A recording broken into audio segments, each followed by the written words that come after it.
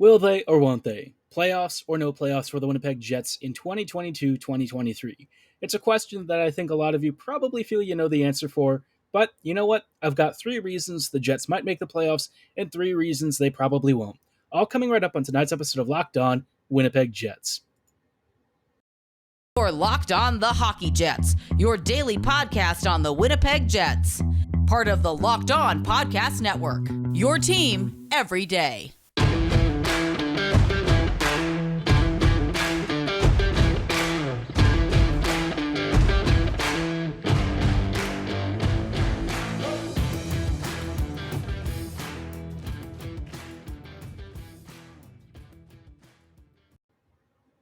Hello, friends, and welcome to tonight's episode of Locked On Winnipeg Jets, part of the Locked On Podcast Network, your team every day. I'm your host, Harrison Lee, an avid Winnipeg Jets fan and an online blogger. You can follow me on Twitter at HLLivingLoco and at LO_Winnipeg Jets. As always, thank you for making Locked On Jets your first listen of the day every day. If you like what you're hearing, be sure to like, follow, and subscribe on your favorite podcasting platform of choice, including Apple, Spotify, Google, Megaphone, Odyssey, and YouTube. Doing so is completely free of charge and ensures you never miss another episode. But most of all, we just really love and appreciate your support. On tonight's episode, I thought I would answer a question to close out the week.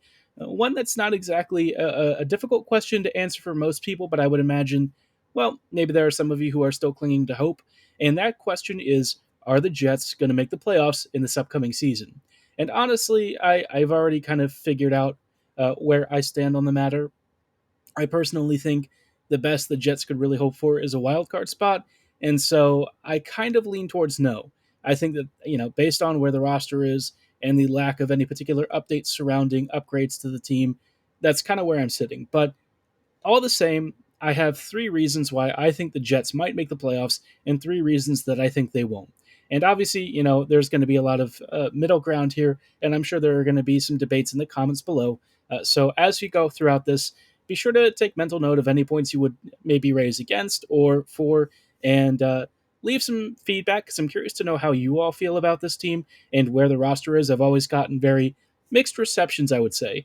A lot of people are frustrated. A lot of people think, well, this team is honestly more of a playoff contender than people think, and that it was on course for something better last year, when I think that the truth of the reality is the Jets weren't particularly good and haven't been for the past several years, and the roster itself has some serious issues. But first off, let's start off with the positives.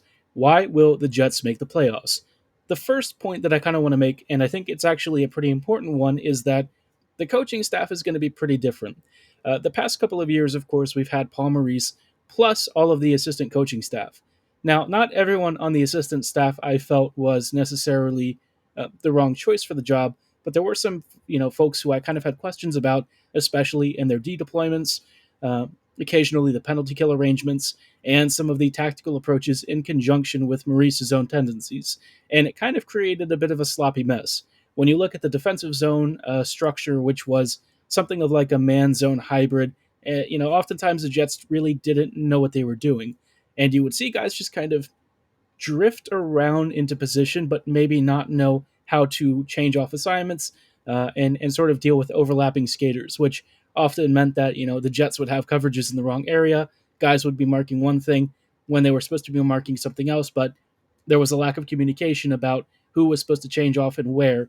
And so that had a pretty detrimental impact on the team. Under Rick Bowness, I think a lot of this is going to change. Bowness, for one thing, really emphasized the need for communication. Now, communication alone doesn't solve every single problem.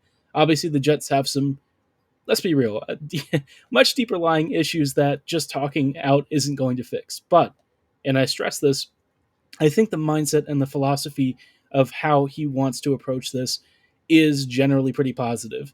In the past, we've seen him be a bit more on the defensive side, right? Obviously, his teams have a pretty tight-knit defensive structure, and if you've watched the Dallas Stars recently, you understand one thing. They are a frustrating team to play against. Not because they're particularly strong in any one capacity, but because they kind of have like this death by 1,000 paper cut sort of style. And against the Jets, it hasn't always been a particular threat just because, Connor Hellebuyck can kind of nullify a lot of their rush counters. But against a lot of other teams, the Stars were pretty darn annoying to play against. And I think that style might actually suit the Jets really well this year. in part because you look at Winnipeg's roster, and given the lack of high-end elite scoring talent, once you move past like the top two lines, suddenly you find yourself dealing with a need to maybe compensate in other areas. And I think Bowness is going to be a really good fit for helping out the overall team defensive structure, maybe improving the coordination and communication on the ice, and kind of hitting reset on Winnipeg's defensive systems. Uh, Scott Arniel, I know, is like supposed to be pegged for the special teams, especially the PK, and I think that would be a huge boost for the Jets. Honestly, just even having like a league average PK would be a massive benefit, not just in save percentage, but in how many opportunities the Jets are conceding. In previous seasons, we've seen the PK just kind of be a welcome mat for opposing forwards. So a restructuring and kind of a reset there would be amazing. And I think for Hellebuyck, it would just be a nice break. Obviously, the Jets PK has, last year was trying to, I guess, take chances, go for more shorthanded opportunities. And while that is kind of fun to watch when Kyle Connor scores an amazing solo goal and sort of embarrasses another team, it's not exactly a sustainable way to play. So I think in a lot of ways, Bowness and his philosophy might honestly fit the Jets in the way that when Maurice arrived and started taking over, it coalesced into that 2014-15 team. Bones does seem to have a pretty decent awareness, at least on paper, of what the Jets' issues tend to be. And I know that there are some things that he frankly can't solve. There's just some issues that are so deep that he only has like 1 year to try and fix. And so I can imagine we're not going to see much improvement there. But on the whole, I think given the rest of the Central Division, the rest of the Western Conference, I think Bonus's tactical approach is going to make the Jets stingier, and I think it might be to Winnipeg's benefit enough to push them into either, a wild card spot, or if they're very fortunate, maybe into the top three of the Central. Do I think that scenario is super likely? I probably wouldn't say, especially for top three, but wild card, that's actually a little bit more reasonable. And there's, a decent amount of evidence that given how close the Jets have been to either making the playoffs or actually having made the playoffs over the last couple of years, despite being, pretty bad at a lot of things, maybe the Jets can pull it off, but this time playing legit hockey that is actually watchable and gives you results. Now, there are some other reasons why I think the Jets might actually be a bit of a surprise team for a playoff run. We'll talk about what those reasons are in just a little bit. But before we go any further, I did want to shout out one of our wonderful partners at Built Bar. If you've heard me talk about Built Bar before, you know that I'm personally a big fan. I've had a lot of protein bars across my lifespan, and honestly, a lot of them just kind of suck. Let's be real. They're dry, they taste like crap, and if you're looking for something that's a bit of a change of pace, something that's sweet, tasty, and super good for you, you should take a look at Built Bars. They're the only protein bar that tastes more like a candy bar with a 100% real chocolate exterior and a soft, chewy interior. They've got tons of flavors out there, but they've constantly gone back to the drawing board, trying to bring new flavors and experiences, and that's why they've got cookie dough chunk puff coming out right now. It's of course, it's got cookie dough chunks in it, and also has some of that great marshmallow filling that we love. It's very tasty.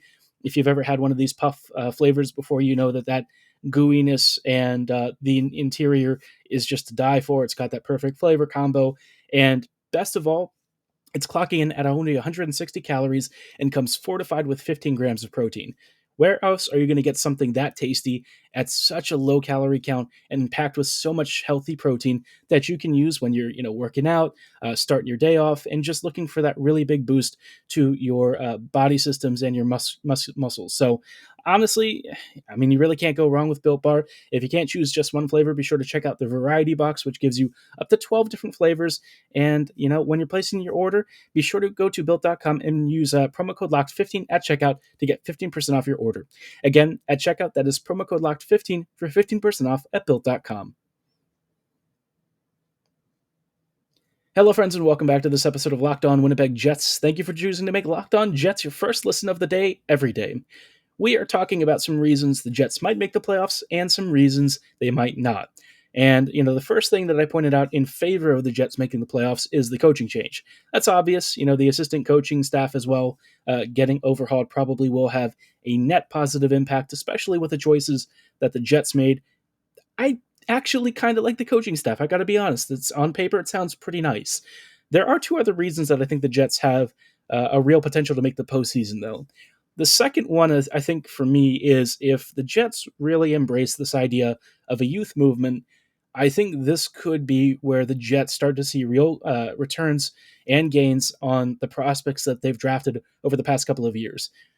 Winnipeg traditionally has had issues with developing kids. Let's be real. David Gustafson is what, 23 now? He spent a number of seasons with the Manitoba Moose.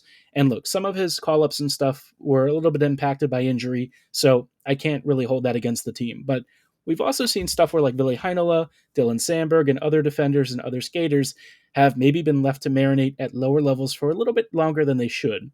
And that kind of puts a bit of a hamper on your development track, especially guys like Heinola who are probably too good for the AHL and really need to kind of adapt to NHL timing.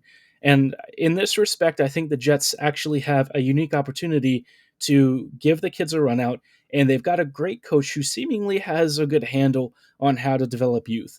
I think Bones, more than most other coaches out there, he did actually trust Miro Heiskanen, Dennis Gurianov, and a number of other players. Rope Hintz, obviously, a big contributor there. He trusted them to run things, and I think that is something that the Jets haven't really done recently. In previous years, like the first couple of years with Maurice, it was a very common thread and a theme that we saw. But even then, it wasn't perfect. You think about how Kyle Connor got demoted to the Moose, and he comes back and he's still the same player, but for some reason he just finally was given a chance, and ever since then he's never really looked back. So I think in that respect, if the Jets honestly give guys like Heinola, Sandberg, I guess you could call Christian Reichel an opportunity there. Probably more looking at David Gustafson, though, a big shot. I think that these guys can be real impact players. And that's because you've already got really solid veterans in players like Appleton, Lowry, maybe you could say Harkins, and of course Shifley, Ehlers, the usual bunch, right? But the Jets really need to make use of their ELCs. And I think Perfetti is going to be a huge boost in the top six. You can basically slot in some of these other depth players on your third and fourth lines, maybe even on the second line if things get really dire, or if the Jets just don't really make any other acquisitions. And I think the Jets could actually be a pretty solid lineup.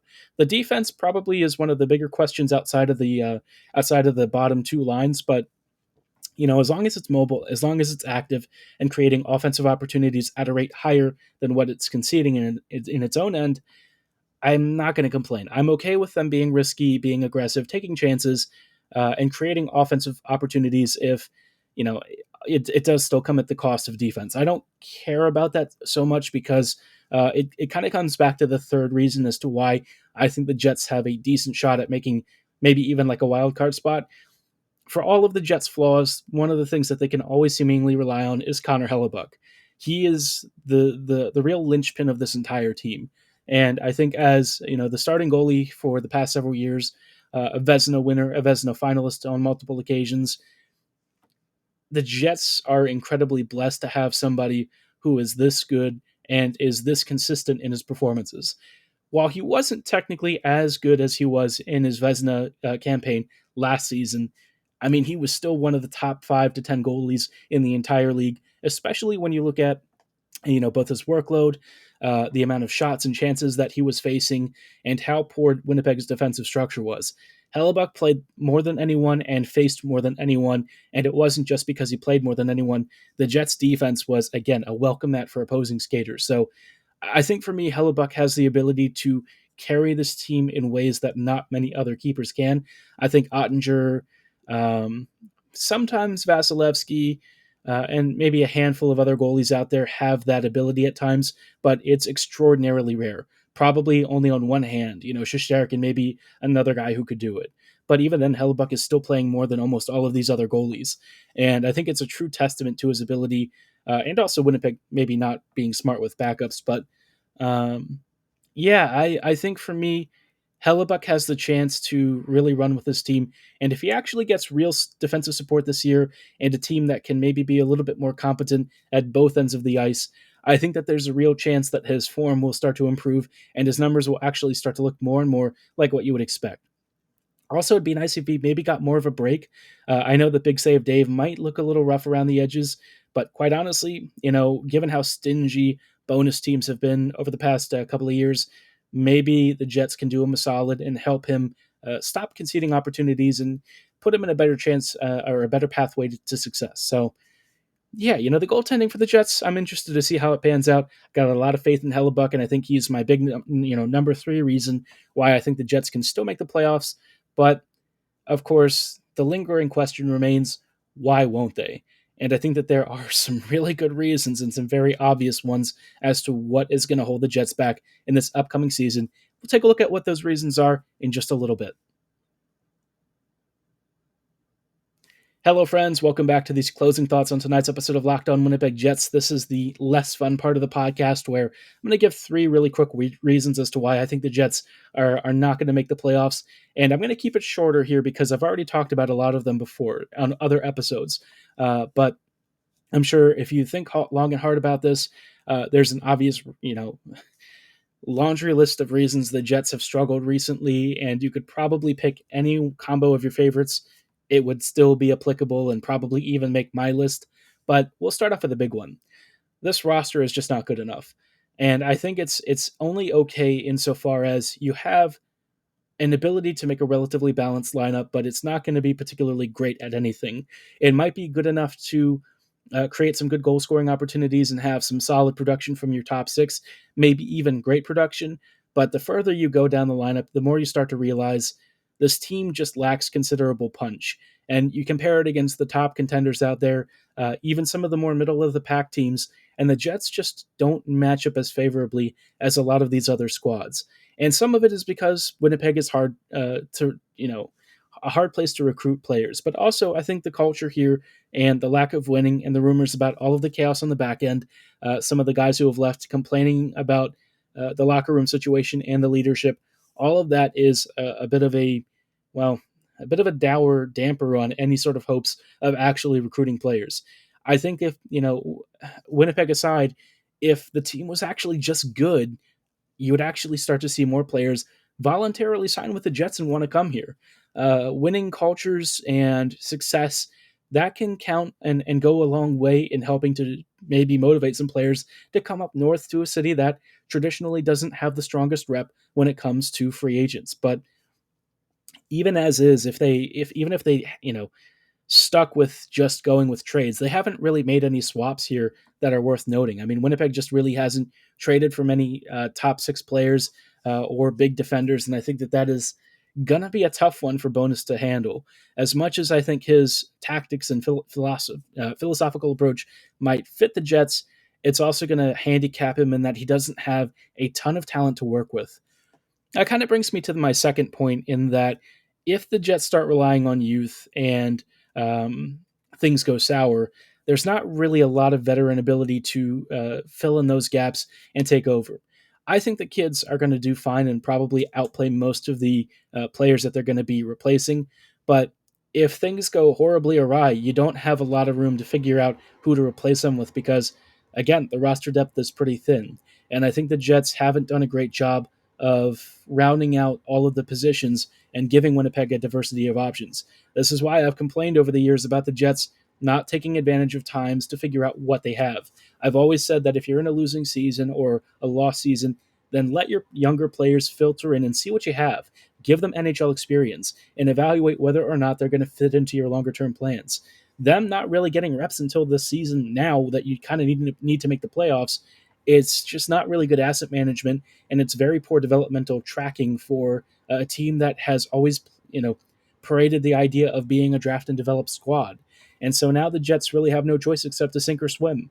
And I think that that's a tough thing to put on the shoulders of a lot of young players who don't really have that much NHL ice time under their belts. But now they're going to have to carry the load for a team that for many years just hasn't quite gotten it together. All of this kind of brings me to my third point, and it's just that if things start to look more and more like the late Dallas under Bowness, the Jets are going to be bad, and it's going to be all on Hellebuyck to kind of carry them. And while I think Helly can cover for a lot of issues, if there's a lot of dysfunction with the team, if the defensive structure doesn't pan out, if Bowness himself isn't able to corral this team and get it all on the same page, the Jets are probably going to be looking more at a bottom 10 finish than anything. I think Hellebuyck has the ability to sort of drag them to more like middle of the pack, but that's not really good enough either. So I think the Jets are in tough, right? The roster's weak. There's a chance that our youth movement doesn't really happen, or maybe the Jets just kind of bypass that completely and play veterans who, despite not really having great output, they're going to be viewed as the preferential option because they're veteran players. And that sort of makes me think about how exactly the Jets are expecting to make it if tactically things kind of fall apart too. Winnipeg has tried to mask some of its deficiencies over the years, but it does a very mediocre job of it. Let's be real. It's down to Hellebuyck and whether or not he can have Vezina season after Vezina season after Vezina season, and eventually the magic lamp runs out. And so I'm worried that maybe this coming season is when we start to see some declines. And if that's the case, the Jets are probably going to be tanking more than anything. But I've had a hard time predicting this team. I think this year and this offseason has been a huge letdown for a lot of reasons. I just kind of hope that whatever happens next season, the Jets are fun and watchable. And if they can let their kids grow and let them develop, I'm okay with the team sucking. I just want the young players who are going to be part of this future core to get the chance to shine and grow. I think that is the most important thing. I don't care about anything else.